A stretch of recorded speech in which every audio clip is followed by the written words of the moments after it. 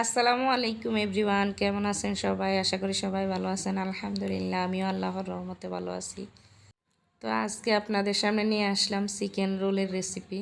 তো প্রথমে আমি একটা বাটিতে 2 কাপ ময়দা দিয়ে দিলাম 3 চামচ দুধের গুঁড়া, দিয়ে দিলাম 1.5 চামচ চিনি, দিয়ে দিলাম পরিমাণ মতো লবণ। এখন শুকনো উপকরণগুলো মিক্স করে নেব। মিশিয়ে আমি এই পর্যায়ে কুসুম গরম পানি করে রেখেছি, সেগুলো দিয়ে দেব। অল্প অল্প করে দিয়ে আমি ডোটা তৈরি করে নেব। তৈরি হয়ে গেলে আমি এই পর্যায়ে একটা ডিম ভেঙে দেব। ডিমটাও আমি ভালোভাবে মিক্স করে নেব।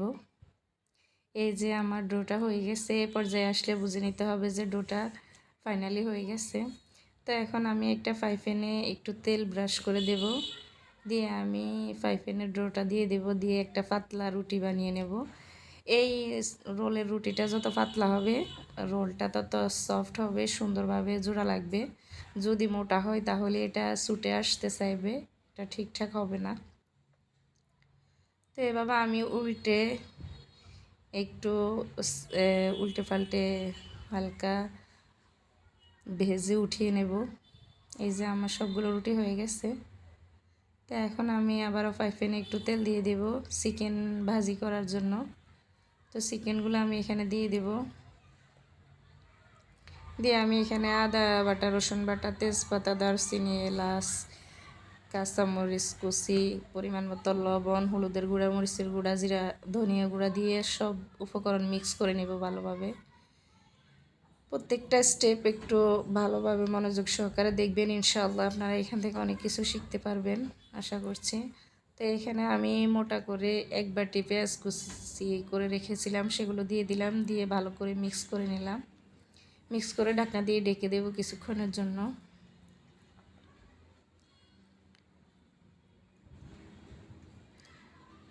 ঢাকনাটা উঠিয়ে আমি আবারও একটু নেড়ে চেড়ে দেব, দিয়ে ঢাকনা দিয়ে আরও কিছুক্ষণের জন্য আমি ঢেকে রেখে দেব। এই যে ঢাকনা উঠিয়ে পর্যায়ে আমার হয়ে গেছে। এখন আমি ধনেপাতা কুচি দিয়ে ভালোভাবে মিশিয়ে নেব, মিশিয়ে আমি নামিয়ে নেব।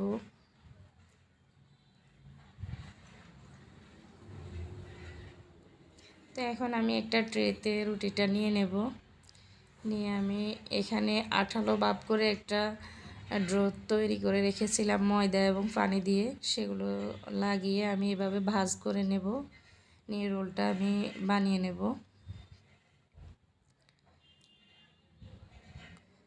তো আমি এভাবে সবগুলো রোল বানিয়ে ফ্রোজেন করে রেখে দেব ডিপ ফ্রিজে।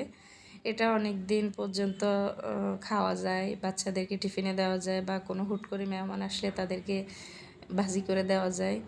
তো আপনারাও ট্রাই করবেন, ইনশাল্লাহ অনেক মজাদার একটা রেসিপি। আমার রেসিপিটা ফলো করে একবার বানিয়ে দেখবেন।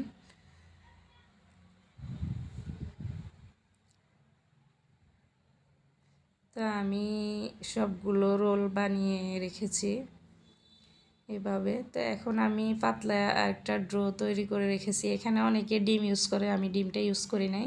তো আমি পানি থেকে একটু ইয়ে করে আমি এখানে বেডগ্রামের বদলে তোস্টের গুঁড়া দিয়েছি। আমার কাছে এটাই ভালো লাগে, তাই আমি এটা দিয়েছি। আপনারা চাইলে বেডগ্রাম দিতে পারেন, আমার কাছে এভাবে ভালো লাগে।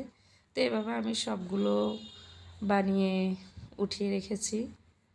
ভালো লেগে থাকলে আপনারা একবার ট্রাই করতে পারেন। এই যে আমার ফাইনাল লুক। ভালো থাকবেন সবাই, আল্লাহ হাফেজ।